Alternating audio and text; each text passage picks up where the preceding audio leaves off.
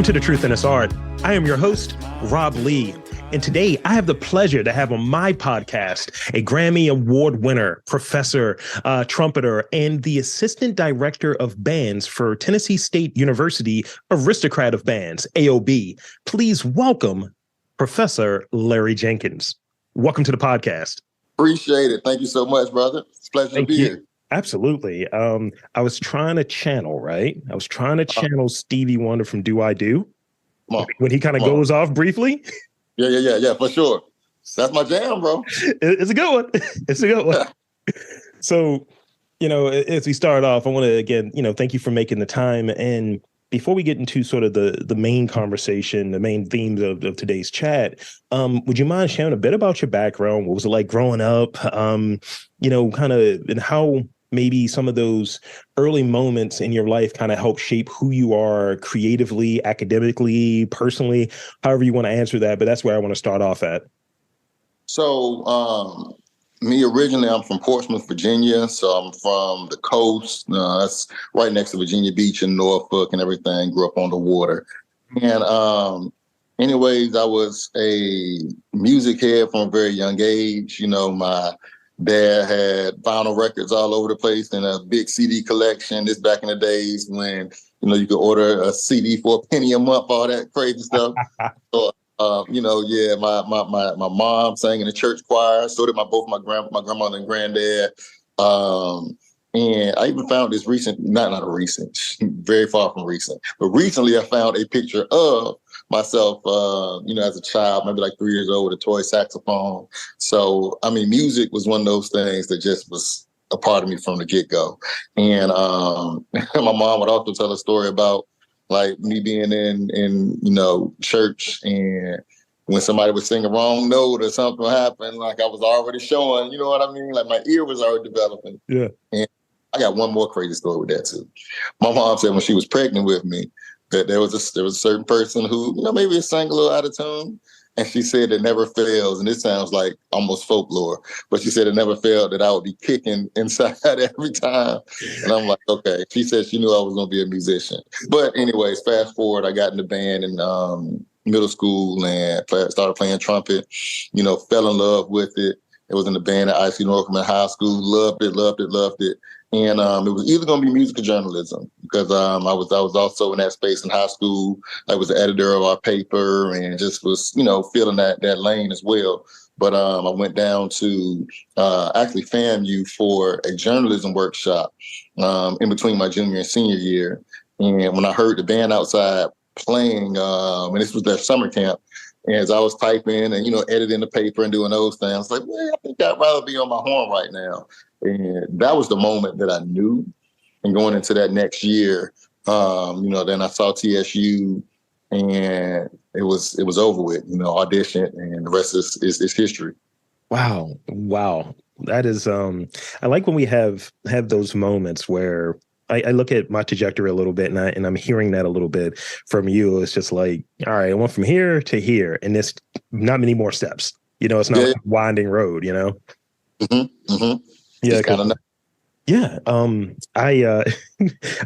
thinking back about that story you were mentioning of like, sounds a little off, I watch a lot of like, horror TV and movies and in that way. And I remember watching the most recent iteration of Interview with the Vampire, and someone's playing like string music, and one of the vampires is like, he is not good. He's like, I'm planning on killing him later just because he's playing that bad. And I'm like, I relate to this. Not the killing part. Yeah. Hilarious. So talk a little bit about like, sort of that music scene like in Virginia, because that's one thing that I think is a nice hotbed. When I think of Virginia, I think of Pharrell, I think of the Neptunes, I think of Timberland, Missy, I think of that sort of like layout. So what were some of the things you were listening to, like growing up or what have you? And, like, what was the scene that you were around musically? So definitely all the people that you mentioned were people I listened to. Missy is actually from Portsmouth. So from the same city. You know, you always say, "Oh, I was in school with her," from some of your cousins and everything. But no, it was definitely a very, very cool scene being in Virginia. You know, technically South, but our town is a military town, and then you have go-go and all these influences coming from DC, and it's 3 hours away from where I grew up, and on the dot. And just every single type of music that you can think of, you know, we had it somewhere in rotation where I'm from. You know, of course, like when you mentioned a Missy, a Timbaland, a Pharrell, Teddy Riley, like all these people, they bring in, you know, so much influence, and also out to the world. You know, the sound is not necessarily tagged as a Virginia sound. It's a Pharrell sound or a Timberland sound, as opposed to, you know, certain places, you know, you can have that Memphis sound or those type things. But Virginia played a big role, and specifically our area in Virginia played a really, really big role in the sound and development of sound in music, especially popular music, dealing in hip hop, all these things. So for me, it was having just a big worldview of music because of them, and because of how much that spread to the world, but also because of my band experience and doing things like Hampton Roads Youth Wind Ensemble. So I was playing, you know, people from around the area and exposed to different music. BET, you know, it's the music video era still. So BET, MTV, all that stuff. And then going out and playing in the city, we created a small group with me and a few homies, and, you know, just really took music in every way you could think of. I probably experienced it at that time. It's great. It's great. It's something about where you come into that sort of crossroads. Like I think of, you know, I went to City College and we had a really, really cool band. And I remember it was, this is so ridiculous, but I like something about when the band plays and it's something that's like super contemporary and you're not really expecting it. So setting the stage, I want to say this may have been like 2001. I'm really dating myself here, but I remember I remember I was like going through like a really weird like breakup, and then like a really sad song was playing, but by the band, and I'm like, oh my goodness. I was like, this is a great but also a sad soundtrack right now. And the musicianship though. Yeah, right. Like, is this for me? Mm-hmm. So when did you kind of get into, as I read in here, like, you know, while in high school, you know, trumpet player, obviously, and, you know, student like music arranger. So tell me a little bit about sort of that and kind of taking more of that side, going from sort of the playing and kind of shifting towards like seeing what's behind the scenes and arranging. And eventually we're going to, you know, segue into the education point, but let's start there. So with that, I got a program called Finale in 2001. And that's a music notation software program. And when I got that, you know, it was one of those things that sparked my interest to start writing music for the band, start arranging. And, you know, it was another thing where I remember I got some scores, and scores I'm talking about like when you can see every single part of the music, right? So I got a few scores that somebody sent me from Paul Adams, who used to be an arranger at Norfolk State and one of the assistant band directors there, and he's legendary. So I was kind of looking at how he was writing, just looking at the page, and, you know, even like listening to, other bands playing and trying to take what I'm hearing and put it down on the paper. You know what I mean? Just like seeing if I could take it from, you know, just audio to in front of me. And what ended up happening was I started practicing on my own. You know, you would ask a few questions, get some tips, but the real spark was sitting on the computer and nerding out, just nerding out. And I wrote "Rock With You" by Michael Jackson. Nice. And I remember it to my band director, Mr. Thurgood. And when he heard it, he's like, "Oh, shoot." And then he's letting, you know, some of his peers hear it, and they're like, "Oh, shoot." You know, I think he's kind of got it. And then from there, you know, I was given the opportunity to start doing things actually for our band and, you know, put it into practice. And I just took that and ran with it. You know, even to this day, that's one of the main things I do in this space. So yeah, that's how it started. But I'm glad that I had people to not only help shape me, like Prof Sexton here. I learned so much from him. Mr. Washer at Howard, learned so much from them in regards to what I do, even outside of the observing and listening, but people who, took some time to help me to shape the craft. Thank you. That's great. It's great to hear that. So obviously, professor is not one of those like fake titles. It's actually, what your real thing is. I've seen some of y'all music guys. It's like, yeah, I'm the, Quasar rock and roll. It's like, all right, you sure? Is that an official title? All right, then cool. And I had this bit where I want to wear captain's hats whenever I'm doing a podcast live. I'm like the captain of this podcast ship. I don't have any credentials, So I want to switch gears to the education point because you are a professor. So let's talk about education and, what are your like 3 favorite aspects of being an educator and why? Okay. So my 3 favorite aspects of being an educator. One is got to be, I think the first word is jumping into my brain is like impact and being able to impact, your students' lives. Like each one of these, and especially at this point, each class, being in front of them so much, being around them so much, it has impact. You know what I mean? We see our students in the fall, especially. Let's just talk about fall alone. I see my students more hours in a day than I see anybody in my family, including my wife. You know what I mean? Like we are around them and pouring into them and working together because there's a lot of collaboration in being a band director.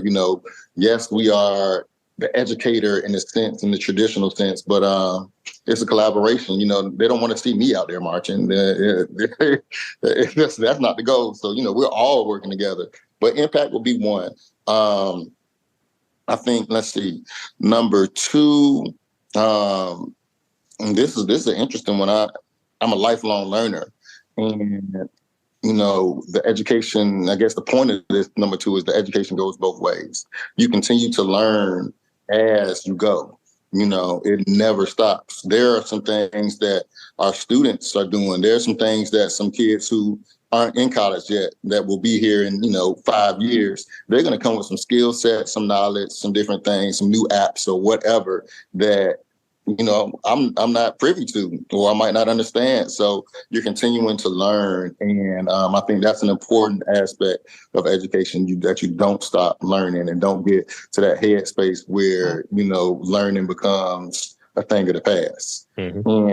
And let me see, number 3, in our case, is also, you got the impact and not stop learning, but seeing where they go. That may be partly like impact, but also it's the comeback. You know what I mean? Mm-hmm. Like at a student, 5 years later, and I'm seeing, man, this kid is 28. I say kid, but they're 28 now, and they're getting married. Works for Delta Airlines, and is this? I'm like, man. Okay, you coming back with this Benz and everything? Like, I'm glad that this worked out. I'm glad that we were to help you get to where you got. But no, to see them in their careers and to see these students after they've been in your care, in a sense, is a beautiful thing. So I guess that's starting the impact. You have, the continuation of learning, but then you have them going out into the world. And that's a beautiful part of education, to see them continue on. That's wonderful. I had this conversation the other day about one of my friends who's an educator, and I'd be remiss I didn't ask. Could you tell the fine folks the department and actually like the specialty and all of that? I wrote it, but I didn't say it, so I at least want to give you that space. Oh, for sure. Like my job description, job title, I'm assistant director of bands. And as far as my role with the band goes, it's few things. I kind of feel like a jack of all trades there. Do a lot of arranging along with Prof. Sexton, who taught me and is still there. We do a lot of rehearsing the band. So a lot of the sound stuff, that's where my band role lies. And, even down to some marketing and things too. And then in the Department of Music, I teach trumpet. I'm the brass area leader or coordinator, and, I teach brass techniques. and just do a bunch of things in the education realm there. I'm an advisor for the band fraternity, Kappa Kappa Psi, just all types of stuff just on Jack of all campus. trades. Yeah, jack of all trades. And then outside of school, I'm playing my instrument, producing, and just try, I guess, staying busy. It'd be. I had I had an interview the other day with actually with the trumpeter, and he's like, yeah, I was like, what do you usually hear? I was like, because I'm trolling a little bit. I was like, how often do you hear cat in a day? Like, and these cats out here. He's like, what? And I was like, what's the other thing you hear? Get your horn with you? I was like, that's really funny, actually. Yep. That's one. That means he's one of the cats. That's how you know, like, a person is like out there and they're not like faking the funk. It's like, nah, I got that thing on me all the time. It's akin to. So I like making these comparisons with different types of creatives. It's like when you talk to a photographer and you ask them, like, what's the best camera you have? The one you have on you. It's that. Yeah. So we touched on a little bit. So let's get into it. Let's talk about the band a bit. So it's the band. It's been called a band of firsts. Yes. Help me with that. Why is that the case? There are just several instances in our history and lineage, how we want to put it, that our band has been one that has broken a barrier or took that step to be the first to do something. And when we say band of first, it's something to be very proud of, because even in, the bragging rights that goes with, first, it's bigger than that when you affect culture. You know what I mean? When you're affecting, like, literally the mindset of people, or exposing people to things. So, our band was the first HBCU band to do a presidential inauguration parade. That's a barrier breaking down. That was for Kennedy. That's a barrier being broken down. Or the first to be shown in this HBCU marching band to be shown on national television doing a halftime show for an NFL game. That's something big. That's a barrier, especially when you're talking about, it may be the 60s and it's like, wait a minute, we haven't seen this before. What is this? You know what I mean? The exposure that goes to that. There are students, I think, in Prof. Graves, who was my band director, he's in his 80s now, I think, 81, 82. And I believe, if I'm not mistaken, that the reason he chose TSU was because he saw that performance, you know what I mean, on TV. That may have been the 50s, actually. So something going that far back, breaking a barrier like that, those type of things, they matter. And then, we fast forward to, most recently, and we're the first HBCU band to ever perform on the White House lawn for President Obama. And without just, going down the entire list, first HBCU band, first marching band, period, HBCU or not, to ever win a Grammy. So, it's just, I'm proud that we're able to, step out on and do things that might not be normal, or go into those spaces where you might push a boundary or break a rule or whatever the case may be, and, push this culture forward. Love that. It's one of those things when you're pushing boundaries, when you're kind of finding that own lane, or making your own lane, or whatever that might look like. It can be sort of a challenge, but those rewards that come out of it, it's just like, no, this was worth it. Facts. So tell us about how did the urban hymnal come together? That's the Grammy, right? That's the Grammy situation, right? Sure. The urban hymnal, the genesis of everything really started with the connection with me and Sir the Baptist. And, he came up one weekend for a game. Like, he saw the band on my IG and then text and said, man, can I come up to hear this in person? I'm like, yeah. And we jumped on the Zoom and we're talking, and he's like, man, I'm really about to come up and stalk you. And he came up that week and did just that. And so at the same time, I was trying to figure out, who I wanted to put in place for an artist in residency program that I was tasked to lead. And I saw the way that he just hopped up and came out and all these things. It's like, he makes sense for this. And so next thing you know, we started to build this program out, and we're at a Mexican restaurant called Cinco de Mayo. And as we're there, we're writing everything out on a napkin. And it was one of those things where I looked up and said, man, we should just, instead of just doing the program itself, let's do a whole album. And his words were, I was waiting for you to say that. And next thing, we ended up, getting right to it. Like that next month, we are recording, we're getting the band together, and there were so many layers and elements to it. There would be some days where we would have, a small group come in. Some days it would be the whole band. We're recording vocals. Like, it was just so much. It was a very, very tedious process that we took from probably that early February and did all the way up through the summer until it was almost time to release, and released in September later that year. So for those who are and thank you for walking us through it. And so I got this other question that has these different steps attached to it.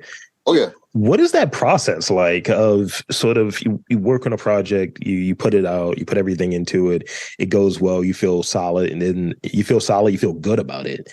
And then sort of, the conversations of, maybe we should put this up there for consideration, or how does that sort of process look like? Can you, set the stage for us from, completing the project, and then, kind of having that sort of for your consideration, and then that moment where you hear your name on stage, or what have you. So tell us, set that stage for us. So, going through this process, of course, again, we're like recording heavy with the band, doing a lot of meticulous things because we wanted to be very good. And this is even outside of the award. You want the album to touch people. You want it to be sonically in place, in every which way. You want to be as perfect as possible.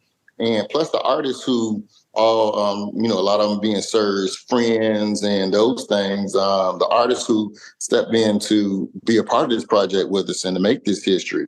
So, we wanted that package to be right.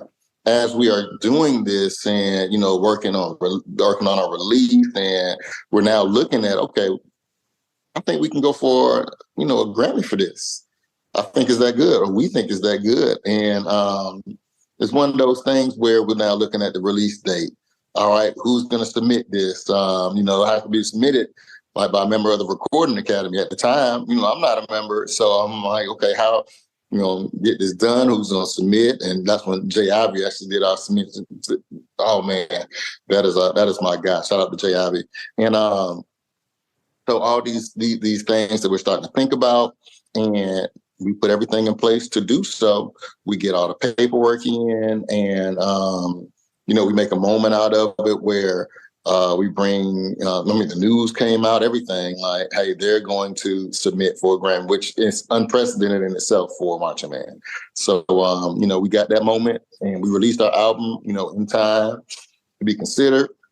We put it up for consideration and turned it in, and then it was the waiting game. Yeah, we had to wait for the day where the nominations will be announced. In between that time, we're putting out a lot of content, a lot of for your consideration stuff. You know what I mean? And making sure that it's visible, making sure that our content is good and inviting and exciting, and all these things. So we did a lot of content work, and it was hectic.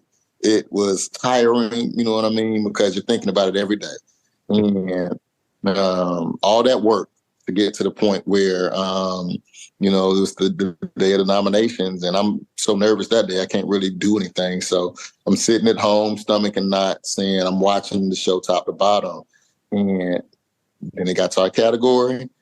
We were the last one named in the category. So you see 4 names go up before you, and you're just like, oh, man. And when I said Tennessee State University, it went crazy. Phone blowing up, students running out of class. It was a moment, you know what I mean? And that set the stage for the next round, which was actually going to the Grammys. So, it was a ride. That's dope. This is a secondary question. I got one more last real question after this, but I definitely want to ask this one. It's goofy, but it's actually kind of funny. So, like, I'm just getting into a spot where I'm invited to things like I actually had to put on clothes. So usually I'm in Carhartt like shirts and like sweaty sweatpants. It's not a good Yeah, combination. So when you know that you're going to the Grammy, what was the fit selection like? Like you're like, all right, I got that. That's clean. I got that from the back for the tailors a second ago. What was that situation like? Woo, it was one. Well, first it was, man, I got to get back in the gym because that was first. I mean, during this whole process, you're up late all the time and eating pizza, all just craziness. So got in the gym first, and then from there, it was one of those things where I'm like, man, I want to pull whatever my best suit. I mean, you know what I mean? Your suit tuck. Let me find the one that's best, and I went and I bought one, but then I went to one that I already had, and I'm like, nah, I'm gonna do this one, and just ended up choosing something that I knew would work, and got the approval from the wife, and after that, it's like, okay, we're gonna go with this, and I kept my book with me too as a part of the outfit. It has the drum major on the front, and the picture is by or the painting was by Ernie Barnes, the great Ernie Barnes, who painted that picture that you see in the beginning of Good Times, and he was cool with Jay Ivy, or he was like a mentor, I should say, to Jay Ivy. And so Jay Ivy gave me that book, so I kept that with me as something special. But as a part of the outfit too, just the whole persona as being like I'm carrying the band culture with me. That's really cool. That is really cool and very intentional too. Where it's just like because in the last few years we've been so caught on what's on Zoom and all of that stuff, and Yeah. When someone knows that they're being filmed, I like to look in the background. Mm-hmm. What did they put? What's that book over the shoulder? What's that book Yeah. over the shoulder? And sometimes people ain't on point, and I'm like, yo, you were not prepared. But other times it's like, oh, I see that. I see what you did there. That's really cool. For sure. So you taking that huge moment, and it's like, yeah, I'm gonna have this kind of band with me, because you can't. Yeah. It's gonna be a challenge to bring the entire like band up there and all of that. It just feels like Wu-Tang Clan circa like '94 or something like that. It's just wild. Right. So this is the last real question I got for you. So recently I read a quote of yours that reads, HBCU band culture is vital to American music. Like, how does like earning a Grammy serve as a reminder to the larger community of the importance of HBCU band culture? I mean, I went to an HBCU too, so we're here, For sure. I think it's one of those things where it shows, for one, that there are no limits to it. Sometimes for me, like band culture, for one, band culture is very much, it's guarded, it's tight knit. It's one of those like, and being at HBCU, you already know, it's like, if you know on the culture side of it. And then we have things like Drumline that, took the culture mainstream, and things like that you see now, HBCU bands catching different opportunities. Like FAMU they did a Louis Vuitton thing.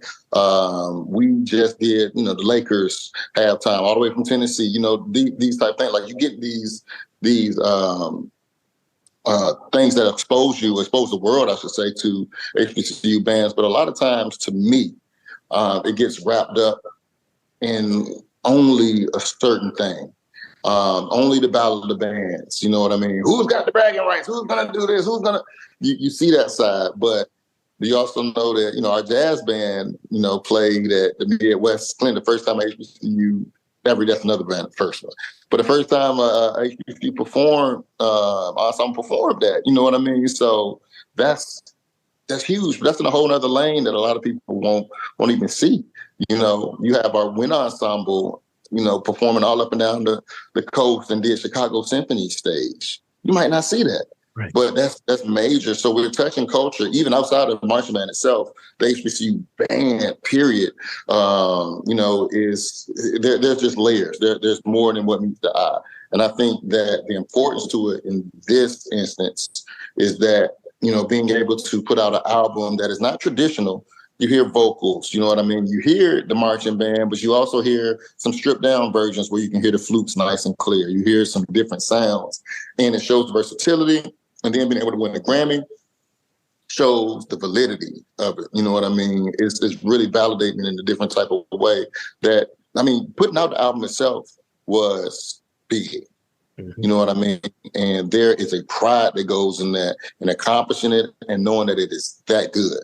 You know, that hearing the testimonies that is touching people, is doing its job. You know what I mean? But then to be recognized by the Academy and to be able to have that stamp on it just certifies not only, you know, our band, which believe me, it does. That's HBCU bands thrive on bragging rights. Oh my God. And it's just part of the culture. Yeah. But bigger than that. You know what I mean? And, you know, for me, it's big picture. And I'm just glad that, you know, we were able to have a stamp on culture. The same way, if we can go outside of bands, not to ramble on, but to go outside of bands, you know, think about the Fisk Jubilee singers who are right down the street from us. Fisk and TSU are a mile apart, right? And Fisk and TSU are the only two HBCUs in the country to have Grammys. They're a mile apart on the same street, on Jefferson Street, off Jefferson, which is the same street that Jimi Hendrix lived on and James Brown and everybody performed. So when you hear that type of thing, it's like, okay. The culture has way more impact a lot of times than what it seems. You know what I mean? So that is, in essence, like wrapping all that up, all that culture up, all, you know, the accomplishments, but the impact of it shows that we've really made an impact on American music and have a place in American music, have had a place in American music for years. That's great and well said. I think a lot of these things, you know, opportunities, sort of that awareness, sort of that those credentials, that acknowledgement, that, you know, validation is also an invitation. It's a reminder for folks to check into something further, whether it be, and I think, you know, like I know what I do when I go on Instagram and I see a video that has some song I've never heard in there. I'm like looking in the comments, who did the song? And I'm looking for, you know, what was the sample from? I'm looking for the whole thing, right? And, you know, I think sort of that acknowledgement, that check-in, you know, I would hope it would incline folks, and obviously I'm one because, you know, we're talking now, but it would incline folks to dig deeper and to look into sort of macroly speaking, not only like TSU, but also like all of these other like HBCUs, all of these other like things that are in, you know, in Tennessee or what have you, musically wise, and really dive into that. And it's an invitation. That's the way I look at it. It's a starting point. I agree with that. 100%. It is. And there's so much to explore. So, you know, definitely a big impact on culture across the board. So that's pretty much it for the real podcast. Now I got like 4 rapid fire questions for you. I had to add a couple while we were talking. I took out a few. I added some. It'll work out. But, you know, as I always tell people, don't overthink them. Okay. Ridiculous. What is your favorite music movie? You mentioned Drumline a little bit earlier, and that would qualify in that vein. But what is your favorite like music movie? It could be a movie about music. It could be a movie where music is very prominent, like a musical. But what is your favorite music movie? Woo, that's pretty good. I think my favorite music movie would probably be Whiplash. Outside Drumline. My man. I mean, I have feelings about the director. His birthday is literally a day before mine, and I'm like, it's like I'm not supposed to like this dude. I made fun of La La Land so much. I just did some humming riff whenever they were announcing that La La Land. Oh, they didn't win. I was like, but Whiplash was so crisp, and I'm like, I'm not J.K. Simmons, but if this is a podcaster. My man was a menace in that movie, but it was so good though. It was something about it. He was wild. Yes. But no, it was definitely a good movie to me. I enjoyed it. It kept me on the edge of my seat. 100%. Is there something about you that might surprise people who don't know you well? Hidden talent, you know, things of that nature. Something about me that might surprise people who don't know me well. Yeah. That is a good question. That wouldn't surprise. I was about to say collect sneakers. I don't think that's gonna surprise anyone. Maybe my love for NBA 2K. Okay. That might surprise folks, and I'm surprise people who might not know me well, like students. I remember one time I said it to my students, like, "Hey, y'all, I'm not gonna lie to you. I don't think any of y'all will be able to defeat me on this game." And everybody like, "What? No, prof, you don't even play," that type thing. So I'll throw that one out there. My love for 2K, and I'll take it even deeper. I can't remember the last year that I haven't bought 2K. Wow. Okay. And that goes way back. So that might be it. Are you a creative player guy? Or are you just rolling with a certain squad? What is that situation? My player has been my addiction for probably since my player became a thing. So it's that player addiction. And the next thing is I don't follow WWE like I used to, but I try to watch WrestleMania every year. I just missed this one, but I usually try to watch WrestleMania every year too. I finished up that 19 hours of WrestleMania today. Literally, it was 9 hours, and it was fun. We might have to talk about that off mic. We had to talk about it off mic. I know you're a wrestling guy. All right. So here's the last two. Could you name 3 timeless records that have come out in the last decade? Ooh, 3 timeless records that have come out in the last decade. What is it? It's 2023. To Pimp a Butterfly. That for sure. Good and timeless. I'm a hip hop guy, so I might be in that lane maybe more than anything else. I think this is going to end up being timeless. I don't know what the plays were on it, but it's a timestamp. Or Jay-Z. Mm-hmm. It is to me one of those albums that you know exactly what was going on. He's like lighting or putting the light on exactly what's going on. I guess you can say the same about To Pimp a Butterfly in a way too. I mean that album was so hefty, and oh man, I'm about to be such a cheese for this, the urban hymnal. I'm gonna be such a cheese for this. But reason being is because again, this is the first time this ever happened. So 100% is timeless. It's gonna be stamped.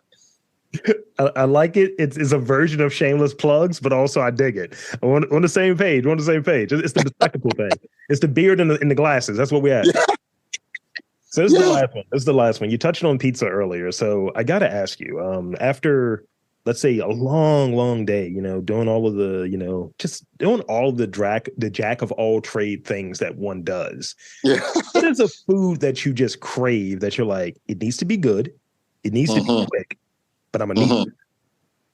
Oh, it's gonna be two things. If it's good, it needs to be quick.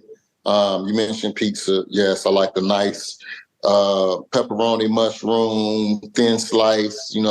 I'd rather not have the big thick one, but when I can fold the cup of ranch so I can dip. Definitely want the pepper and Parmesan, just the whole shebang. And if we're the same dude, what are we doing? Come on, you feel me? If I can get that, then I think we're in good place. I like a margarita pizza too, but yeah, give me a little basil. But that's the move. Or I'm also a taco connoisseur. Mm-hmm. Those are a gift from God, and a good shrimp taco, steak taco. We don't have to do a lot to it. We can put some onion, cilantro. Even though I like me a little shredded cheese on there too. Yeah. Some Valentina, and we on the road. We moving. I like it. I was almost looking for something Southern, and then there was nothing. It was just like, I got essentially a New York slice and then like a Cali shrimp taco, maybe one with steak. You are speaking my language. That is it right there. I hear you. So thank you. That is pretty much the crux of the podcast, but I want to, invite you and encourage you to share with the folks in these final moments where they can check you out, TSU, all of that good stuff. The floor is yours. Absolutely. So you can check me out on Instagram. Is really where I mainly, do my biz. I just hang out there, but I'm at Prof Jenkins, ProfJenkins on IG, and I think it's the same on Twitter too. I'm not on Twitter as much, but I'm there. Then at TSU Aristocrats follow us there as well. We have a performance coming up. We're actually performing at the Grand Ole Opry tomorrow, which is the first time that it's a debut for that as well. An Opry debut, as they call it. It's usually the country space. So, we're do a new lane on tomorrow, and it's going to keep on, keep pushing this thing forward and upward, and more to come. It's a lot of cool performances on the way, so stay tuned. Thank you. I got one more plug. Please. Plug also the brass band Brassville, because we will be performing this summer again at the Exit Zero Jazz Fest, and that's in Cape May, New Jersey. I think Samara Joy is doing the main stage as well. So it's about to be a beautiful, beautiful performance. But that's BRASSVILLE Brassville. That's the band. So yeah. And there you have it, folks. I want to again thank Professor Larry Jenkins for coming on to the podcast. And I'm Rob Lee, saying that there's art and culture in and around your neck of the woods. You just got to look for it.